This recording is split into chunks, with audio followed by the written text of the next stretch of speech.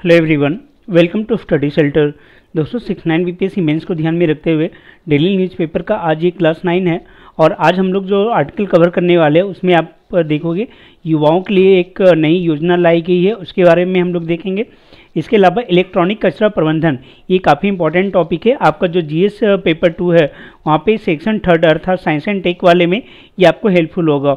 इसके अलावा बिहार में मानसून की जो स्थिति है उससे रिलेटेड एक डेटा है, मतलब 2023 में जो है वो बिहार में कितनी बारिश हुई उससे रिलेटेड एक डेटा आपको है और ये आपको काफ़ी हेल्पफुल होगा। और इससे रिलेटेड जो है एक हम लोग प्रीवियस ईयर का क्वेश्चन भी देखने वाले हैं कि ये डेटा जो है हमारा किस प्रकार एग्जाम में हेल्प कर सकता है।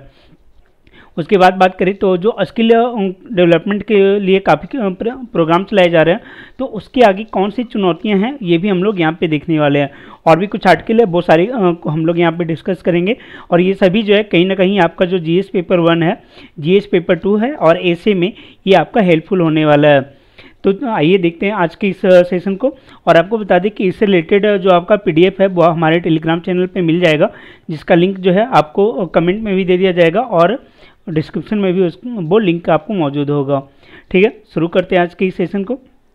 सबसे पहले हम लोग देखते हैं 68 बीपीएससी में ये प्रश्न पूछा गया था। ठीक है, 68वीं बीपीएससी में ये पूछा हुआ प्रश्न है। देखते हैं इसमें क्या पूछा जा रहा है। यह जो प्रश्न है वो आपका ज्योग्राफी से रिलेटेड है और पूछा क्या जा रहा है, पूछ ये रहा है कि हिंद महासागर द्विध्रुवीय गति क्या है। इसका वर्ष 2022 में भारत में मानसून की अनियमितता से क्या संबंध था, व्याख्या कीजिए। इस अनियमितता का भारत में खाद्य उत्पादन और अर्थव्यवस्था पर क्या प्रभाव पड़ा है। मतलब सिंपल ये पूछा जा रहा है कि ओशियन डाइपोल मोमेंट क्या होता है और इसका जो है इंडिया के ऊपर जो इंडियन मानसून है उस पर क्या प्रभाव पड़ता है। ठीक है, और मतलब क्या प्रभाव पड़ेगा, मतलब क्या रिलेशन है ये पूछा जा रहा है। और उसका जो है क्या प्रभाव पड़ने वाला है हमारे एग्रीकल्चर पे, क्या पड़ने वाला है फूड प्रोडक्शन पे और इकोनॉमी पे क्या इम्पैक्ट पड़ेगा ये पूछा जा रहा है। तो आप खुद ही सोचो, ये आपका यहाँ पे जो सेकेंड पार्ट है जिसमें पूछा जा रहा है 2022 में भारत में मानसून की अनियमितता, तो ये आप कहाँ से ये चीज़ें आप कहाँ से इसका डेटा आएगा। तो ये डेटा जो है आपका जो करेंट अफेयर्स के न्यूज़पेपर वगैरह हैं या फिर मैगजीन है वहीं से आपको ये डेटा जो है वो निकल के सामने आएगा। लेकिन ये डेटा अगर आपको मैगजीन में मिलेगा भी तो वो सिर्फ सेंट्रल लेवल का मिलेगा। बिहार से रिलेटेड जो आपका डेटा है वो आपको न्यूज़पेपर में ही मिलेगा। इसलिए न्यूज़पेपर जो है आपको रेगुलर बेसिस पे फॉलो करना चाहिए और उसमें इस टाइप का जो भी कंटेंट आ रहा है उसे आपको अलग से जो है वो आपको नोट करते जाना चाहिए। ठीक है, तो आज हम लोग इसी को देखने वाले हैं, इससे रिलेटेड जो फैक्ट है वो देखेंगे। अगर बात कर ले इस क्वेश्चन के ऊपर तो यहाँ पे पहला जो पार्ट पूछा हुआ है कि हिंद महासागर द्विध्रुवीय गति क्या है। देखो भारत की अगर आप स्थिति देखोगे, ठीक है, भारत का अगर आप मैप देखोगे तो आप देखोगे भारत जो है उसका जो नॉर्थ पार्ट है, इंडिया का जो आपका नॉर्थ नहीं साउथ पार्ट है वो आपका प्रायद्वीपीय भारत है। और इधर साइड में जो है मतलब आपका जो पश्चिम का साइड है वहाँ पे आपको देखने में मिल जाएगा अरब सागर। ठीक है, अरब सागर और इधर आपको देखने को मिल जाएगा बंगाल की खाड़ी। ठीक है, बंगाल की खाड़ी इधर आपको देखने को मिल जाएगा। और ये बोल रहे हैं इंडियन ओशियन डाइपोल मोमेंट, और आपको मालूम है ये दोनों जो है कहीं ना कहीं किसका पार्ट है, तो आपका हिंद महासागर का पार्ट है। हिंद महासागर का ये आपका पार्ट है। तो ये इन दोनों में क्या होता है कि मतलब एक देखा जाता है कि कभी जो है यहाँ का जो पानी का टेम्परेचर है, जल का टेम्परेचर है वो ज़्यादा हो जाता है। कभी आपका बंगाल की खाड़ी का जो एरिया है वहाँ का पानी का टेम्परेचर आपका ज़्यादा हो जाता है। तो इन दोनों को ही जो है वो बोला जाता है इंडियन ओशियन डाइपोल मोमेंट। ठीक है, इंडियन ओशियन डाइपोल मोमेंट बोला जाता है। और आप ज्योग्राफी से ये रिलेटेड टर्म है तो आप इसे जो है और डिटेल में देख सकते हैं, ये आपको मिल जाएगा। फिर यहाँ पे इसका डेटा जो रिलेटेड है मानसून की अनियमितता वो आपको दिखा देना है कि हाँ किस प्रकार जो है भारत में 2022 में बारिश हुआ था। इसमें आपको दो और टाइप के डेटा दिखाने को की ज़रूरत होगी। एक भारत के किस पार्ट में जो आपको ज़्यादा बारिश देखने को मिला और किस पार्ट में कम बारिश देखने को मिला। दूसरा आप डेटा दिखा सकते हो कि अनियमितता आपको दूसरे रूप में भी हो सकता है। जैसे मान लो बोला जाता है कि मई जून के आसपास जो है वो हमारा मानसून आ जाता है। ठीक है, तो जून से लेके ये सितंबर अक्टूबर के आसपास तक ये मानसून रहता है। तो इन महीनों में जो है ये जो मानसून की मानसून का एक तरीके का जो पैटर्न है वो पैटर्न किस तरीके का रहा, तो ये दो चीज़ें आप दिखा सकते हो।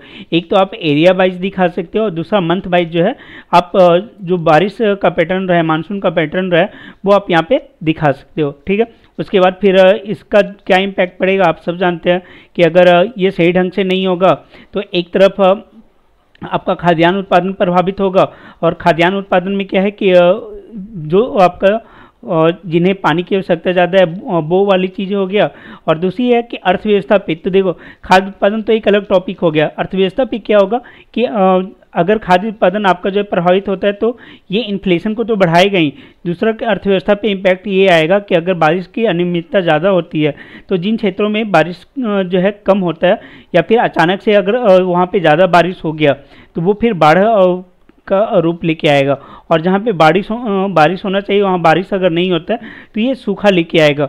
तो एक तरीके से अर्थव्यवस्था में आपका ये दोनों टॉपिक भी इंक्लूड होगा खाद्य उत्पादन के अलावा।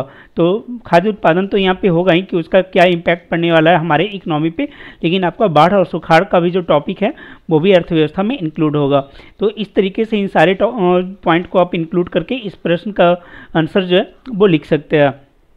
ठीक है, देखते हैं अब इससे रिलेटेड जो टॉपिक है, जो आर्टिकल था उसके बारे में कि बिहार में जो है मानसून, बोला जा रहा है कि बिहार में जो मानसून है उसकी विदाई जो है वो हो गई है। अब देखो ये आज का ही पेपर है, मतलब कि आपका 14 अक्टूबर का ही पेपर है, और इसमें बोला जा रहा है कि बिहार से ये जो है इसकी विदाई लगभग हो चुकी है। और बिहार में अगर मौसम विभाग की बात करें तो बिहार में जो बारिश का मौसम माना जाता है वो आपका 1 जून से लेकर 30 सितंबर तक बोला जाता है कि ये मानसून की अवधि होती है। और ये आपका जो डेटा दिया हुआ है, ये डेटा जो है आपका इसी अवधि के बारे में दिया हुआ है कि इस बार जो मानसून का मतलब कार्यकाल रहा या फिर मानसून का की जो अवधि रही उसमें बिहार में जो है 760 मिलीमीटर बारिश हुई है, और जबकि इससे होना कितना चाहिए, इस बार इतनी बारिश हुई है और इस दौरान जो है जो बारिश होनी चाहिए थी वो 992.2 mm होना चाहिए था। मतलब आप देख सकते हैं लगभग आपका 200 mm बारिश जो है यहाँ पे कम हुआ है। तो ये आपका डायरेक्ट यहाँ पे एक पॉइंट बन गया, आप इस पॉइंट को जो है कई जगह यूज कर सकते हो। देखो सबसे बड़ी बात क्या होता है कि एक ऑफिसर के लिए आप जो है बीपीएससी के थ्रू क्या बनोगे, एक ऑफिसर बनोगे। तो एक ऑफिसर के लिए क्या है कि आपको जो है सिर्फ डेटा मालूम होना चाहिए कि हमारे पास डेटा क्या है। अब उस डेटा को एनालिसिस आपको करना है कि ये डेटा जो है हम किस तरीके से इसका जो है एनालिसिस करके इसका यूज कर सके। तो वो आपको खूबी अभी से ही अपने आंसर राइटिंग में लाना होगा। आपके पास ये डेटा आ गया कि हाँ बारिश जो है वो बिहार में इतना हुआ है। अब इस डेटा को आप कहाँ कहाँ पे यूज कर सकते हो, आप खुद सोच के देखो।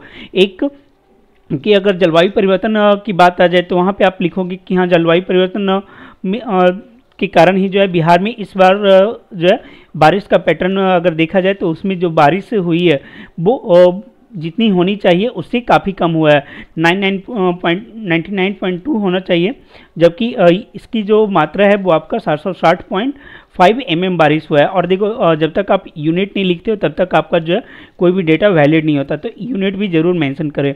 हाँ, तो आपका जलवायु परिवर्तन के कारण बारिश का जो पैटर्न है वो बिहार में कम देखा जाता है, आप इससे प्रूव कर सकते हैं। दूसरा कि अगर कृषि की बात की जाए तो कृषि पे जो है हमारा समाज अभी भी निर्भर है।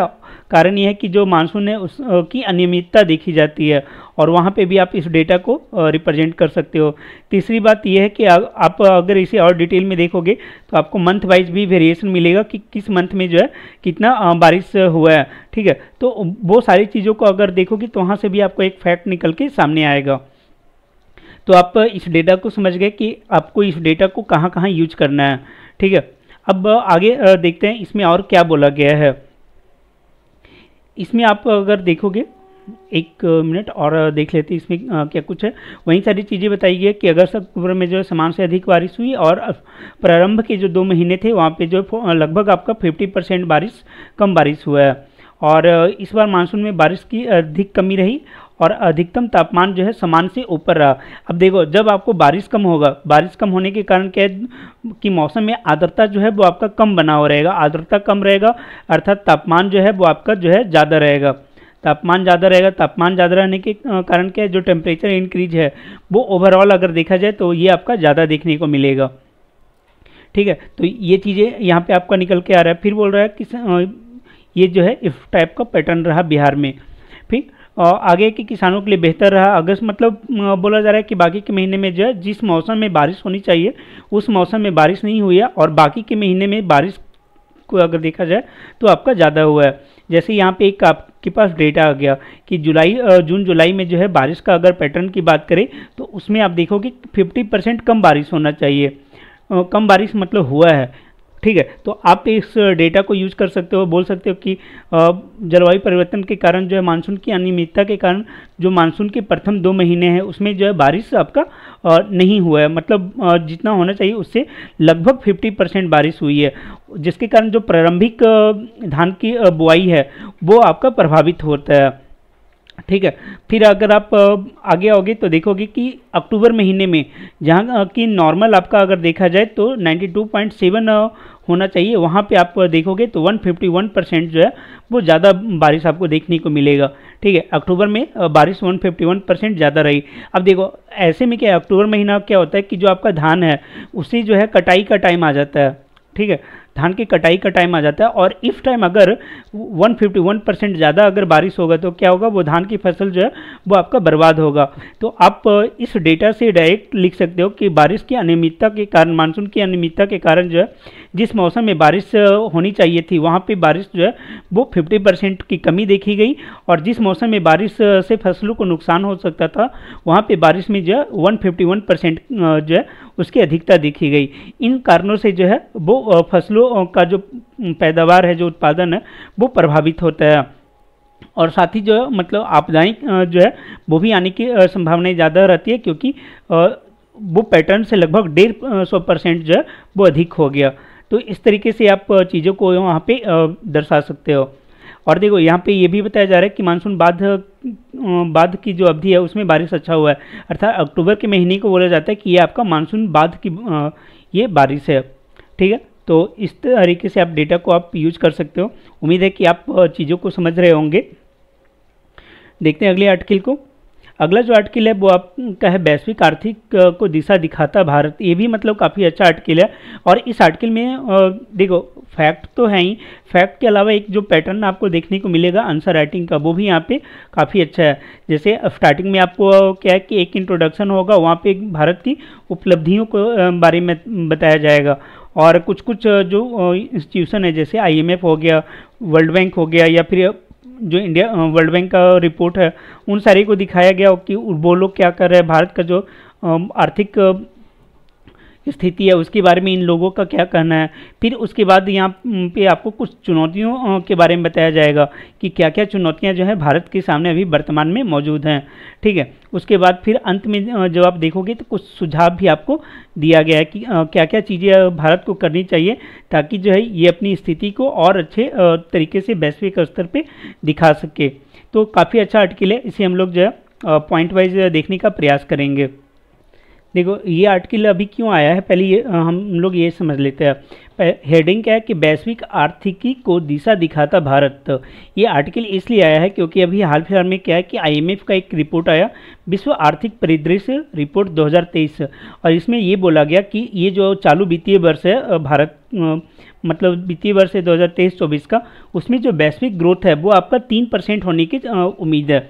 कितना होने का चांसेज है, 3% के रेट से जो है आपका ग्लोबल इकोनॉमी ग्रोथ करेगा, जबकि वहीं पे इंडिया का जो ग्रोथ रेट है वो 6.3 बताया गया। कितना, 6.3। तो ये तो आपका डायरेक्ट फैक्ट हो गया कि ये फैक्ट है, मतलब एक भारत को दिखाया जा रहा है कि भारत जो है वो कितना ज़्यादा प्रभावशाली है, कितना अच्छा से इसका विकास हो रहा है, ठीक है।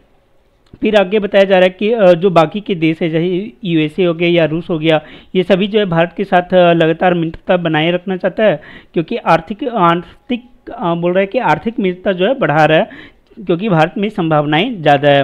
फिर बोला रहा है कि G20 का जो शिखर सम्मेलन हुआ उससे भारत में कई सारे नए अवसर भी खुले हैं, ठीक है, नए अवसरों के द्वार भी खुले हैं। फिर आगे एक वर्ल्ड बैंक का रिपोर्ट है, इंडिया डेवलपमेंट अपडेट रिपोर्ट, उसमें बताया गया कि इंडिया का जो ग्रोथ रेट है मतलब जो विकास है वो बढ़ेगा। उसका कारण यह है कि चालू वित्तीय वर्ष में निवेश और मांग के दम पर भारतीय अर्थव्यवस्था जो है वो भी किसी मतलब किसी बाधा के बिना जो है वो विकास करेगी।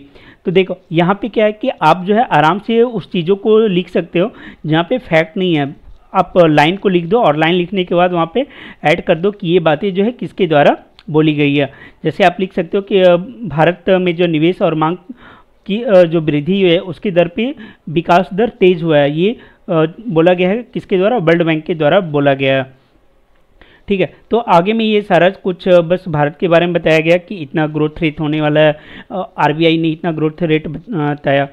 ठीक है, लेकिन आगे हम लोग देखते हैं कि और क्या क्या चीज़ें बताई गई है। एक बोला जा रहा है कि G20 का जो शिखर सम्मेलन हुआ उसके कारण क्या है, भारत का जो वैश्विक व्यापार है, निर्यात है, विदेशी निवेश है, विदेशी पर्यटन है, ये सभी जो है मतलब एक अलग ही ऊंचे लेवल पे चला गया, मतलब एक हाई लेवल पे ये आपका पहुंच गया है। G20 देशों के साथ जो वैश्विक आपूर्ति श्रृंखला है वो भी आपका मजबूत हुआ है और विश्वसनीयता भी जो है उसमें वृद्धि हुई है। ये सारी चीज़ें यहाँ पे बताया जा रहा है। ठीक है, फिर आगे आप अगर देखोगे तो एक डेटा बताया हुआ है कि भारत ने जो है जो G20 का सम्मेलन किया उसके बाद जो दुनिया में भारत की छवि है वो और भी मजबूत हुई है और एक भरोसेमंद देश के रूप में उभरा है। कारण क्या है कि भारत ने जो है G20 में अफ्रीकी यूनियन को जो है शामिल कर दिया, तो वैश्विक पटल पे एक अलग ही पहचान भारत की बन गई है। अब देखो इन सारी चीज़ों को आप जो हेडिंग है उससे जोड़ के देखो, वैश्विक आर्थिकी को दिशा दिखाता भारत, मतलब हर चीज़ में जो है भारत को बताया गया कि ये लीड कर रहा है। G20 में एक मेंबर को ऐड करना, फिर बाकी क्षेत्र में जो है इकोनॉमिक के क्षेत्र में भी जो है ग्लोबल से ज़्यादा ग्रोथ रेट लाना, बाकी की जो वैश्विक संस्थाएं हैं वो जो है भारत की में ज़्यादा संभावनाएं देख रही है, तो ये सब जो है भारत के पॉजिटिव को दिखा रहा है। ठीक है, फिर वही सारी चीज़ें बताइए कि भारत अफ्रीकी देशों में जो है किन किन क्षेत्रों में अधिक विकास कर सकता है, कृषि, स्वास्थ्य, ऑटोमोबाइल, ऊर्जा, ये सारे क्षेत्र में जो है तेज़ी से वहाँ पे वृद्धि कर सकता है। और फिर एक चीज़ बोला गया भारत मध्य पूर्व, यूरोप और आर्थिक गलियारा अर्थात IMEC के बारे में। हालांकि देखो अब इस पर चूँकि इजराइल और हमास के बीच ये जो युद्ध हो रहा है उसके कारण ये चीज़ अभी थोड़ा सा पेंडिंग में चला जाएगा, हालांकि इसके बारे में हम लोग बाद में चर्चा करेंगे। ठीक है, तो बोला जा रहा है कि ये जो 2-3 पहल हुआ है उसके आधार पे अगर देखा जाए तो भारत का जो आर्थिक विकास है उसमें और वृद्धि होने की संभावना है। फिर यहाँ पे आपको एक डेटा मिल जाएगा। ठीक है, यहाँ पे डेटा क्या है कि भारत ने जो है वो G20 का जो सम्मेलन किया है उसके कारण क्या है, जनवरी से लेकर जून तक भारत में विदेशी सैलानियों की संख्या जो है वो 43.80 लाख हो गई थी, अर्थात 43.8 लाख जो है विदेशी सैलानी कब तक, जून तक आ गए थे। और पिछले साल अगर देखोगे तो ये जो आंकड़ा है वो आपका मात्र 21 है, अर्थात दुगनी से ज़्यादा लोग जो है मात्र 6 महीने में इस बार भारत की यात्रा पे आए हैं। और उसके कारण क्या है कि जो विदेशी पर्यटक से होने वाला इनकम है वो उसमें भी वृद्धि होगा। बोला जा रहा है कि एक विदेशी पर्यटक के आने से लगभग 2 लाख रुपये की कमाई होती है। तो आप समझ सकते हैं कि इतनी सारे जो दुगना आपका जो है पिछले साल की के मामले में दुगनी जो है पर्यटकों की संख्या में वृद्धि होने से भारत को कितना ज़्यादा जो है आर्थिक रूप से मजबूती मिला होगा। लेकिन आगे फिर बोला जा रहा है कि देखो एक तो इजराइल संकट जो अभी वर्तमान में चल रहा है उसके कारण, और फिर उसके कारण क्या है कि ये जो हमारा प्रोजेक्ट चलने वाला था जो आपका मध्य एशिया वाला जो हम लोगों ने अभी बात किया IMEC, ठीक है, भारत मध्य पूर्व यूरोप आर्थिक गलियारा, तो इसके कारण क्या होता है कि इंडिया का जो कनेक्टिविटी है वो यूरोप से बढ़ता और भारत जो है और भी अर्थव्यवस्था के क्षेत्र में नए आयाम को हासिल करता, और जो चीन का आपका BRI प्रोजेक्ट है वो उसे भी जो है कड़ा टक्कर मिलता। लेकिन अब ये सारा चीज़ें जो है आप देखोगे इस पर संकट मंडराएगा और चीन जो है वो और तेज़ी से चाहेगा इसका फ़ायदा उठाने का। और अभी भी अगर वर्तमान में देखो तो जो सोलर एनर्जी हो गया, पवन ऊर्जा हो गया, इन सभी क्षेत्रों में क्या है कि चीन जो है भारत से काफ़ी आगे है और भारत कई मामलों में चीन पे जो है अभी भी निर्भर है, जैसे जो है जो आयातित कच्चे माल हैं, ठीक है, तो उन सभी के ऊपर जो है भारत निर्भर है। तो ये आपका चुनौतियों को दिखाया जा रहा है। तो ऐसे में जो है दुनिया में नया आपूर्तिकर्ता देश बनने के लिए भारत को क्या है कि पहले तो खुद जो है इन चीज़ों के ऊपर अपना जो निर्भरता जो है चीन से हटाना होगा और अपने आप में नए मतलब एक आपूर्तिकर्ता के रूप में उभरने के लिए और प्रभावी निर्यातक के रूप में चीन पर से जो निर्भरता है वो कम करना होगा और इन चीज़ों का एक अलग विकल्प भारत को खोजना होगा। फिर आगे बोला जा रहा है कि भारत 2027 तक दुनिया की तीसरी सबसे बड़ी अर्थव्यवस्था और 2047 तक विकसित देश बन सकता है अगर इन चुनौतियों का सामना कर लेता है। तो ओवरऑल अगर इस आर्टिकल को देखोगे तो आपको 2-3 फैक्ट मिलेंगे।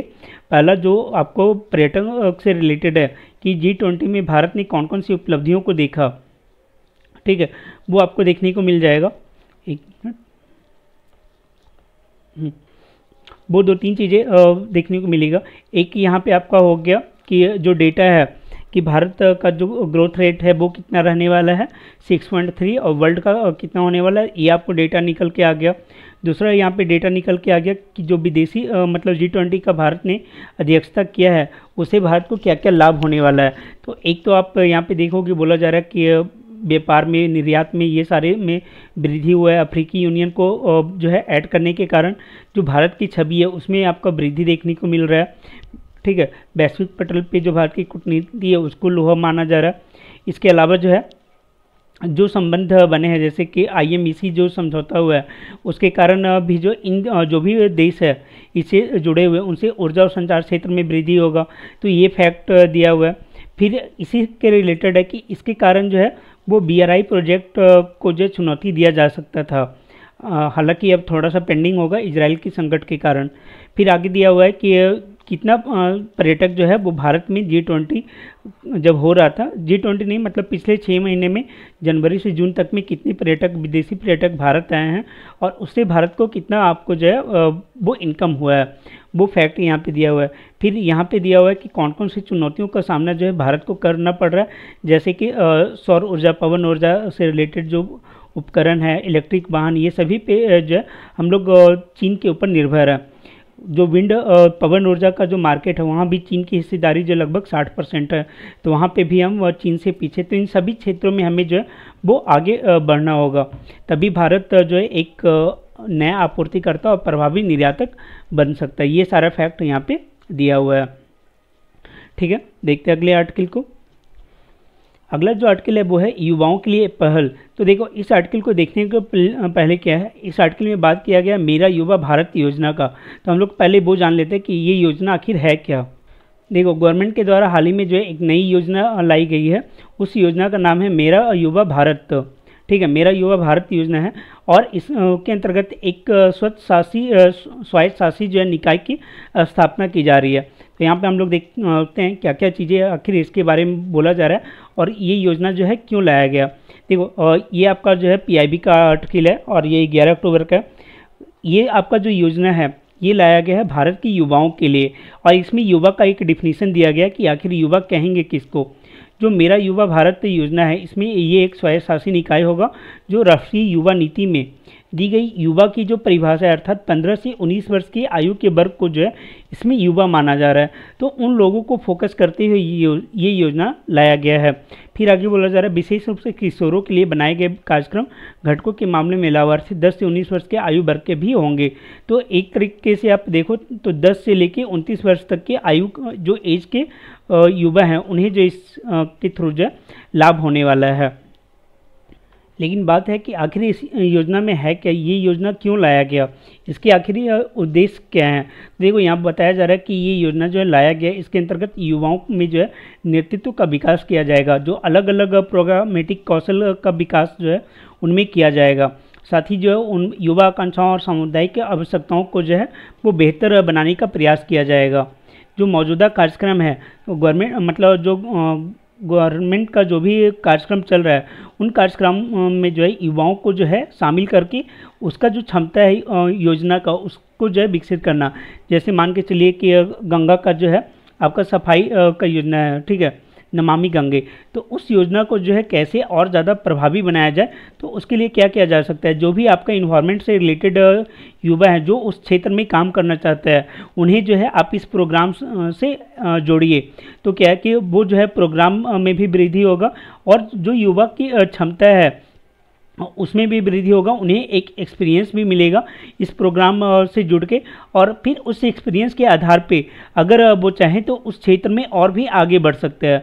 तो इस तरीके का एक प्रोग्राम ये लाया जा रहा है, और युवा लोगों और मंत्रालयों के बीच जो है बोला जा रहा है कि ये वन स्टॉप शॉप होगा, अर्थात डायरेक्ट मंत्रालय और जनता के बीच जो है ये एक तरीके से जुड़ने का माध्यम होगा।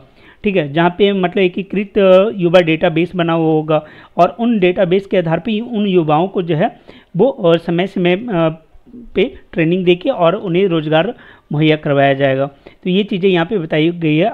अगर आप अब आर्टिकल पढ़ोगे तो आपको ये चीज़ें और भी ज़्यादा क्लियर होगा, या फिर उससे रिलेटेड कुछ और फैक्ट को अगर हम लोग देखें तो यहाँ पे बोला जा रहा है कि इस प्रोग्राम से क्या होगा कि युवाओं में नेतृत्व का क्षमता बढ़ेगा, आकांक्षाओं और सामुदायिक जो ज़रूरत है उसमें सामंजस्य बढ़ेगा। वही सारी बातें की गई है जो हम लोगों ने अभी देखा था। फिजिकल इकोसिस्टम बनाकर पहुंच सुनिश्चित किया जाएगा, युवाओं तक जो पहुंच है गवर्नमेंट की उसमें वृद्धि होगी। और फिर इसका अगर विजन की बात करें तो बोला जा रहा है कि जो इंडिया का यूथ है उसमें जो है वो क्रिटिकल रोल निभा सकता है किस चीज़ में, तो फ्यूचर को डिफाइन करने में। जो विजन 2047 है उसके लिए क्या है कि जो आपका ग्रामीण युवा है या फिर शहरी युवा या फिर जो अर्ध शहरी युवा है उन्हें जो है एक प्लेटफॉर्म प्रदान किया जाए, और उस प्लेटफॉर्म को जो है यूज करके मतलब एक ऐसा प्लेटफॉर्म जो कि आपका टेक्नोलॉजी पे आधारित हो, टेक्नोलॉजी लेड प्लेटफॉर्म होगा जो government to engage with the present day, जो गवर्नमेंट के साथ जो है आज की युवाओं को जोड़ने का काम करेगा।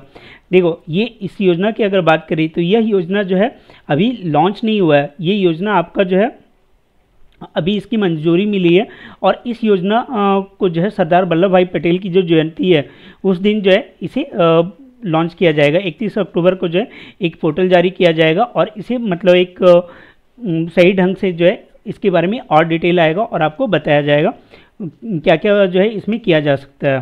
ठीक है, अभी जो इसमें बताया गया है वो ये बताया गया है कि जो युवाएं हैं उनमें जो है उन युवाओं को जो नेतृत्व क्षमता में वृद्धि करवाया जाएगा और उन्हें स्वैच्छिक कार्यों को चुनने का अवसर मिल पाएगा।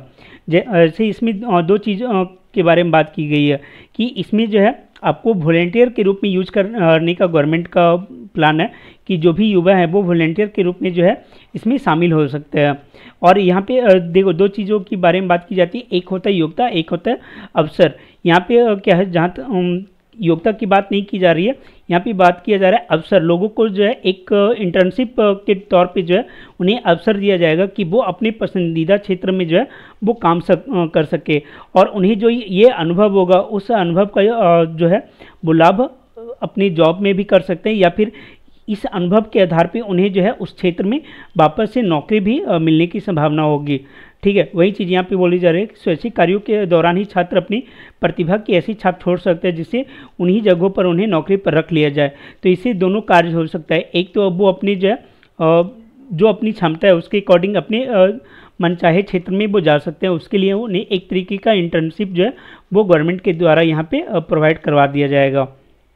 ठीक है, फिर वही चीज़ एक यहाँ पे आपको डेटा बताया गया है कि प्रधानमंत्री के अनुसार जो है वर्तमान में दुनिया में 30 वर्ष से कम उम्र की सबसे बड़ी आबादी जो है वो भारत में है। ठीक है, तो ये आप डेटा को यूज कर सकते हैं कि वर्तमान में दुनिया में 30 वर्ष से सबसे कम उम्र की अधिक आबादी भारत में मौजूद है, इसलिए हमें युवा शक्तियों का जो है यूज करना चाहिए। फिर गवर्नमेंट का ही अभी हम लोगों ने डेटा देखा था कि जो युवा किसी माना जाता है तो 15 से 19 वर्ष की आयु के लोगों को, तो उनकी जो संख्या है वर्तमान में बोली जा रही है कि 40 करोड़ है। तो अगर इन संख्या का हम लोग जो है सही ढंग से अगर यूज कर लेते हैं तो हमारा जो देश है वो अपने लक्ष्य को हासिल कर लेगा, और हमारा देश जल्द ही जो है विकसित देशों की श्रेणी में शामिल हो जाएगा। ठीक है, तो ये चीज़ें यहाँ पे बताई गई है। फिर बोला जा रहा है कि प्रधानमंत्री कौशल विकास योजना और मेरा युवा भारत जैसे प्रयास जो है भारत को विकसित देश बनाने में मददगार साबित होगा। तो आप समझ गए कि आपको जो है इस डेटा का यूज कहाँ पे करना है। पहला कि आप इसका यूज कर सकते हैं कि जो हमारा युवा है उसका हम लोग जो है किस तरीके से यूज कर सकते हैं। देखो एक प्रश्न आपका पूछा हुआ था पहले ही, उसमें पूछा है जननांगी संक्रमण के बारे में। ठीक है, जननांगी की संक्रमण का हम लोग जो है किस तरीके से यूज कर सकते हैं। भारत के विकास में ये किस प्रकार हेल्पफुल होगा और गवर्नमेंट क्या प्रयास कर रही है। तो वहाँ पे आप इन सारी योजनाओं को जो है वो मेंशन कर सकते हो कि गवर्नमेंट के द्वारा एक प्रोग्राम लाया जा रहा है मेरा भारत योजना, और इसके अंतर्गत युवाओं को जो है उनके पसंदीदा क्षेत्रों में काम करने के लिए, इंटर्नशिप करने के लिए जो है प्रोत्साहित किया जाएगा और फिर उन्हें जो है नए नए अवसर प्रदान किए जाएंगे। ठीक है, तो आप इस चीज़ को वहाँ पे मेंशन कर सकते हो। लेकिन देखो बहुत सारे ऐसे मतलब प्रोग्राम चल रहे हैं स्किल से रिलेटेड, लेकिन क्या है कि उनका जो है प्रॉपर क्या वो स्किल जो है वो सही ढंग से काम कर रहा है या नहीं कर रहा है, तो उसके ऊपर भी एक आर्टिकल है। पहले हम लोग उसे देख लेते हैं कि उसमें क्या बोला गया है।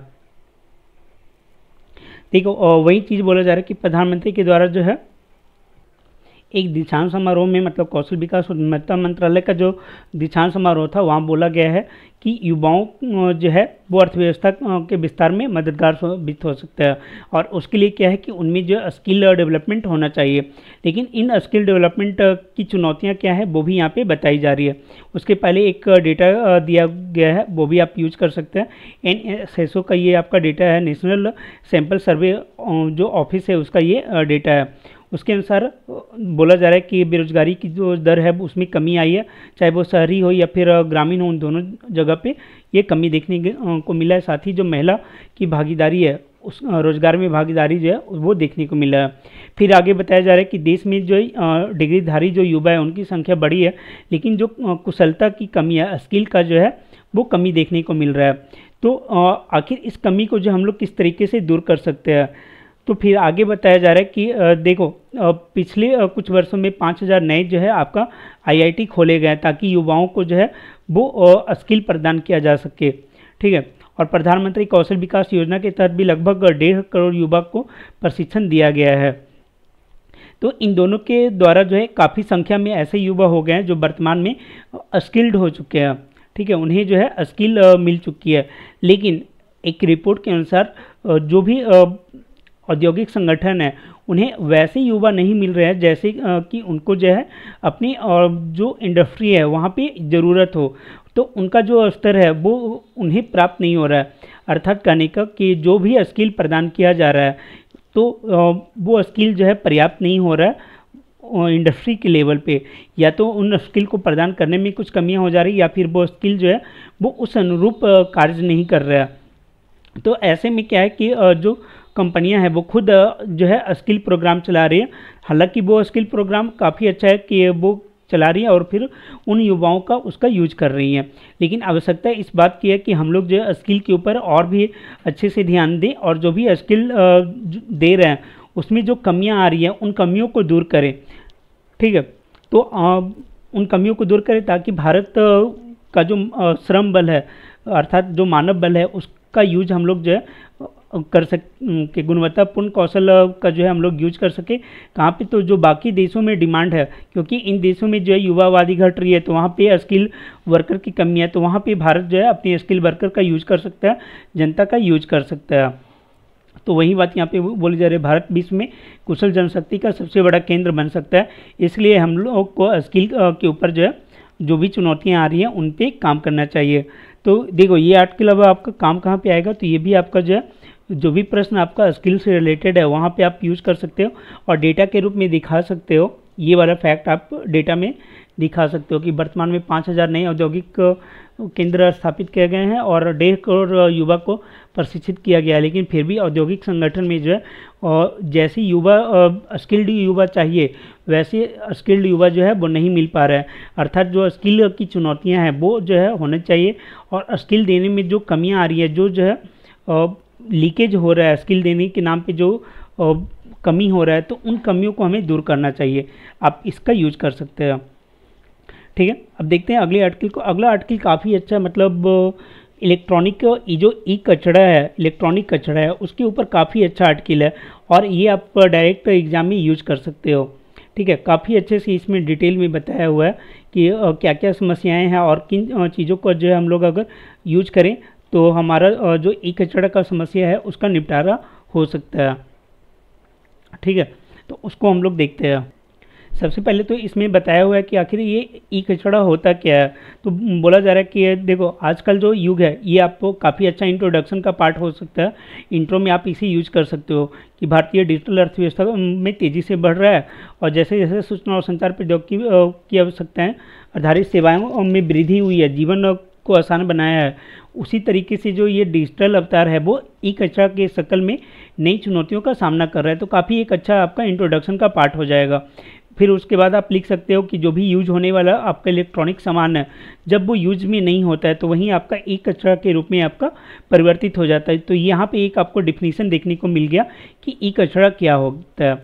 उसके बाद फिर आगे बताया गया कि भारत में जो ई कचरे का बड़ा डंपिंग केंद्र ना बन जाए उसके पहले हमें जो है इसके निस्तारण की व्यवस्था करनी चाहिए। फिर एक डेटा दिया गया है कि कितना भारत में जो है वो ई कचरा वर्तमान में है। तो एक रिपोर्ट है global e waste monitor report, उसके अनुसार 2019 में लगभग 53.6 मिलियन मीट्रिक टन ई कचरा जो है दुनिया भर में उत्पन्न हुआ था। ये आपका वर्ल्ड लेवल का है, ठीक है, वर्ल्ड लेवल का एक डेटा है। और इस दशक के अंत तक बोला जा रहा है 74 मिलियन टन जो है वो आपका कचरा उत्पन्न होने की संभावना है। फिर बोल रहा है कि केंद्रीय प्रदूषण नियंत्रण बोर्ड की माने तो 2021-22 में देश में 16 लाख टन से अधिक ई कचरा उत्पन्न हुआ था और ये जो 16 लाख टन उत्पन्न हुआ मात्र उसका 30%, ठीक है, अर्थात मान के चलिए आपका 4.8 या 5 टन ही जो है वो क्या हुआ है कि उसका जो है निपटारण हुआ है।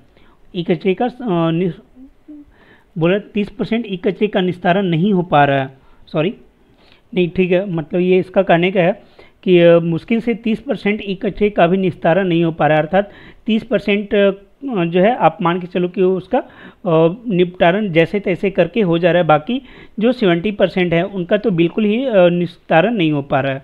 तो ये आपको एक डेटा मिल गया, पहले तो मिल गया कि इंट्रो मिल गया, फिर आपको एक डेटा मिल गया, ठीक है, डिफिनीशन मिल गया, फिर एक डेटा मिल गया कि भारत विश्व में क्या स्थिति है ई कचरे का और भारत में क्या स्थिति है और भारत में निस्तारण का प्रोसेस कितना है, ठीक है। फिर आगे बताया जा रहा है कि आखिर ये ई कचरा जो है हमारे लिए नुकसानदायक क्यों है।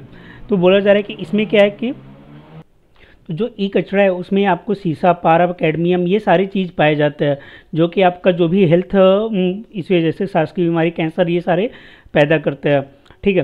फिर आगे बताया जा रहा है कि जो 1 अप्रैल 2023 से ई अपशिष्ट प्रबंधन का एक नया जो है कानून लागू हुआ है लेकिन वो सही ढंग से यूज नहीं हो पा रहा है। कारण क्या है कि जो जनता है, मतलब जो उपभोक्ता है, उनके घर से जो है घर में जो ख़राब चीज़ें हो रहा है वो उनका जो है सही ढंग से वो जो निस्तारण का प्रोसेस है वहाँ तक पहुँच नहीं पा रहा है, जिसके कारण क्या है कि वो जो है इस जो ई कचरा है उसको कबाड़ी वाले को बेच देते हैं और कबाड़ी वाला जो है उसका सही ढंग से पुनर्चक्रण नहीं कर पाता है। वो बस अपनी काम की चीज़ें जो है वो निकाल लेते हैं और बाकी चीज़ें छोड़ देते हैं। फिर आगे एक बताया गया कि जो महानगर है या फिर राज्य की राजधानी है वहाँ भी जो है पुनर्चक्रण जो संयंत्र है उसकी कमी है। फिर एक सजेशन दिया है कि जिस तरीके से जो है ठोस और गीला कचरा को कलेक्ट किया जाता है उसी तरीके से ई कचरा का संग्रह जो है वो करना चाहिए और इसके लिए ना ही केवल सरकार और स्थानीय निकाय बल्कि को भी छोड़ना चाहिए, बल्कि जो भी इसके प्रोडक्ट बना रहे हैं, बेचने वाली कंपनियां हैं, उन्हें भी जो है ये करना चाहिए, ठीक है। ये चीज़ें यहाँ पे बताई गई है।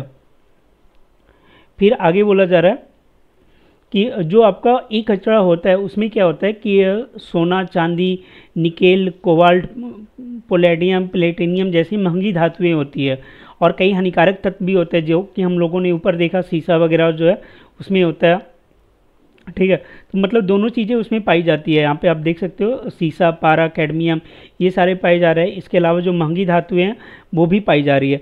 तो होता ये है कि जब इन चीज़ों को कबाड़ी वाले को बेचा जाता है तो कबाड़ी वाले जो है ये सारी चीज़ों को निकाल लेते हैं और जो हानिकारक तत्व है वो उसमें उसी तरीके से छोड़ देते हैं, अर्थात उसका जो है सही ढंग से पुनर्चक्रण निस्तारण नहीं हो पाता।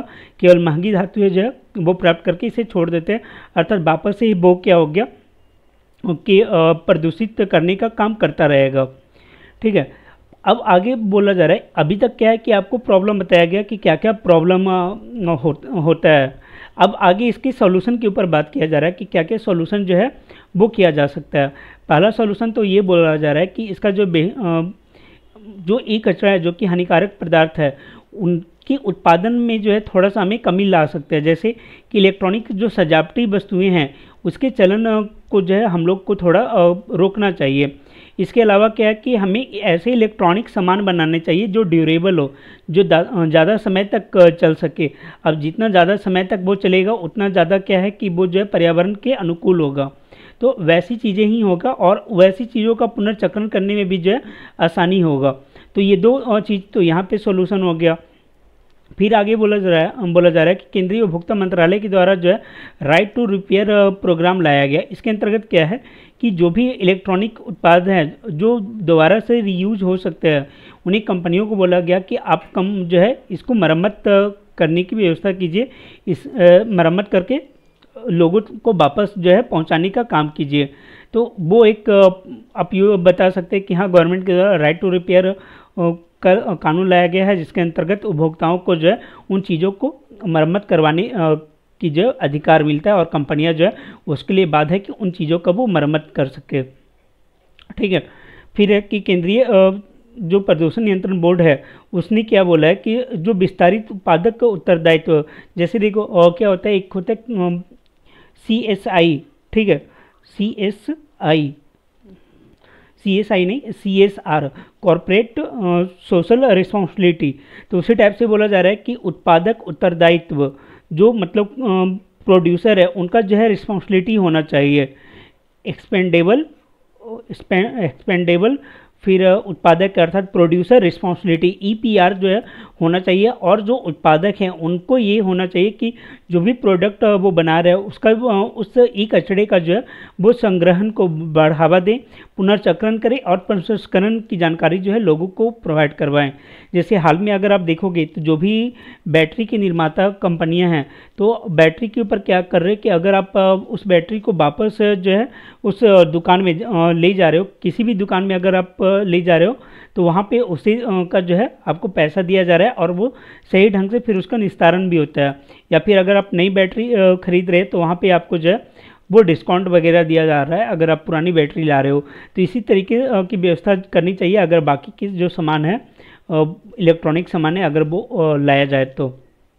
ठीक है।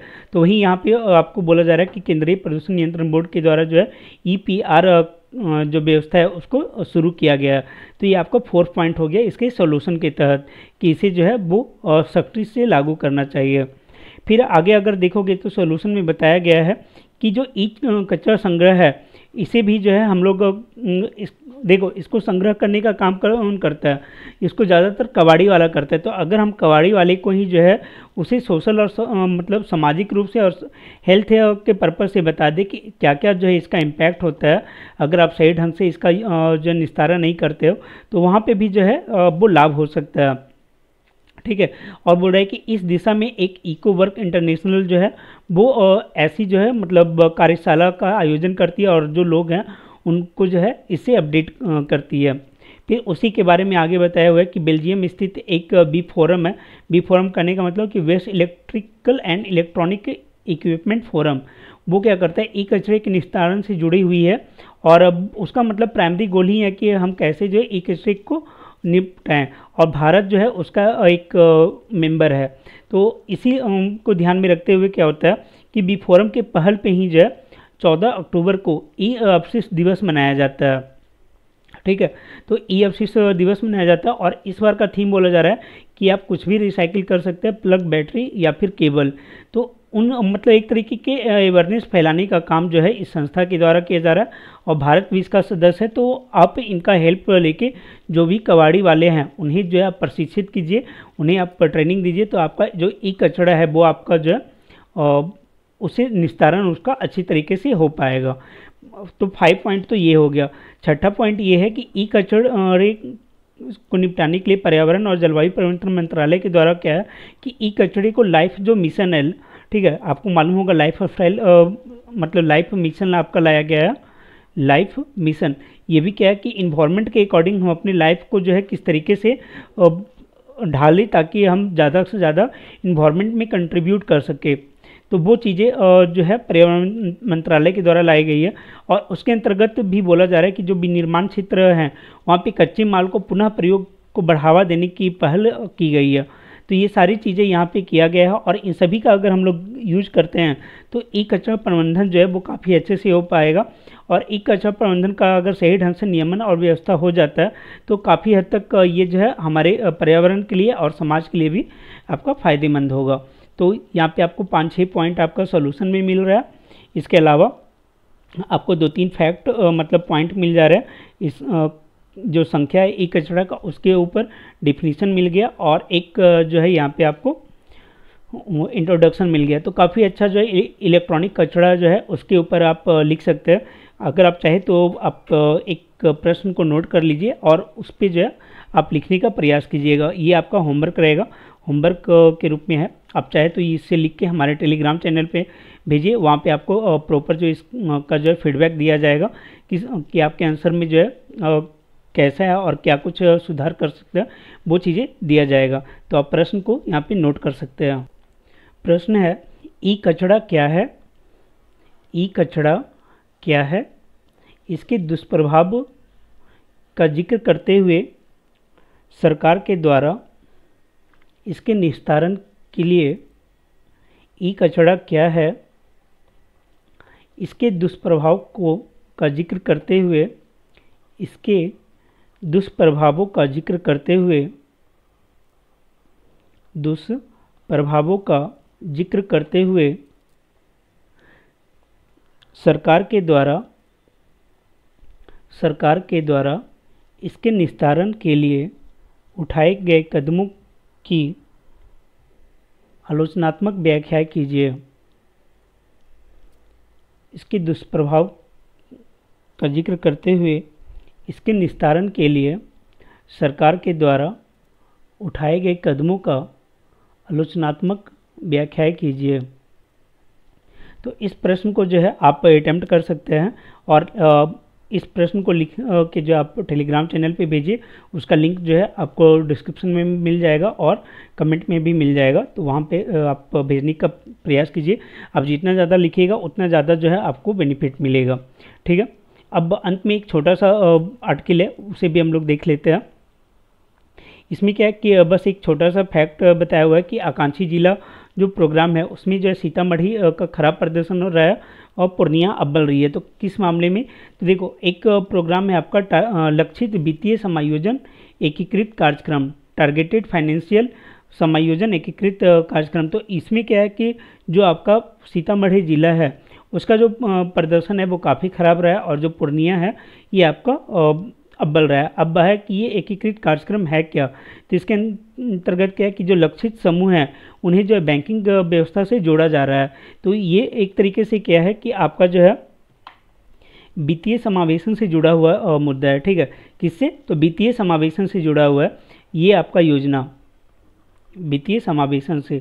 तो वित्तीय समावेशन में अगर कोई प्रश्न आता है तो वहाँ पे आप इस योजना का जिक्र कर सकते हो कि आकांक्षी योजना के द्वारा भी जो है वो वित्तीय समावेशन को पूरा किया जा रहा है।